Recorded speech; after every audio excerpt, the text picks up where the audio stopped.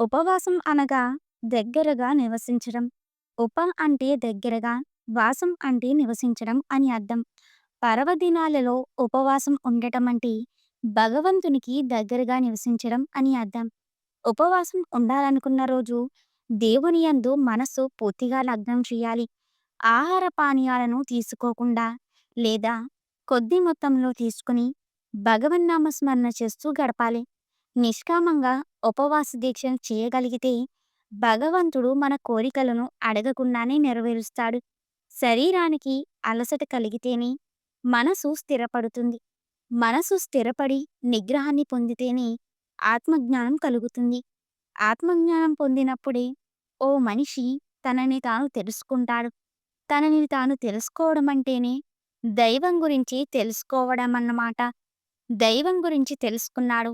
సాక్షాత్తు దేవుడితో సమానం. ఆ విధంగా దేవునికి సన్నిహితంగా, దగ్గరగా నివసింపజేసేదే ఉపవాసం అంటే. ఇంద్రియ నిగ్రహం కలిగి ఉండడం, మితాహారాన్ని భుజించడం. ఈ 2 ఉపవాస దీక్షకు చాలా అవసరం. ఇష్టపూర్వకంగా ఎవరి బలవంతం మీదనో కాక, స్వతంత్రంగా ఉపవాసం ఉండడం వల్ల మనకు తెలియకుండానే మన మనస్సు, శరీరం ఓ క్రమశిక్షణకు అలవాటు పడతాయి.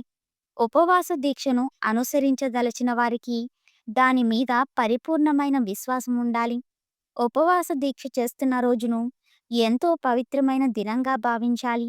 సాంసారిక, రాజకీయాది బాహ్య వ్యాపారాలన్నింటినీ వీలైనంత వరకు మానస, వాచ, కర్మన త్యజించాలి. కేవలం ఆధ్యాత్మిక చింతనతో పొద్దు పుంచాలి. ఉపవాస వ్రతాన్ని అనుసరిస్తున్న రోజున వీలైతే మౌనం పాటించడం ఉత్తమం. అది వీలు కుదరకపోతే కనీసం మితంగా మాట్లాడాలి. ముఖ్యంగా మనోవైకల్యాలు రాకుండా నిగ్రహించుకోవాలి. ఉపవాసం ఉన్నప్పుడు ఇష్టదైవాన్ని ప్రార్థించడం, జపం చేయడం, మౌనవ్రతం పాటించడం, భజనలు పాడుకుంటూ రాత్రిపూట జాగారం చేయడం లాంటివి అనుసరించాలి. సర్వసాధారణంగా ఉపవాసం అంటే వండిన ఆహార పదార్థాలను తినకూడదు. పాలు, పండ్ల లాంటి వండిని ఆహార పదార్థాలు కొద్దిగా తీసుకోవచ్చు.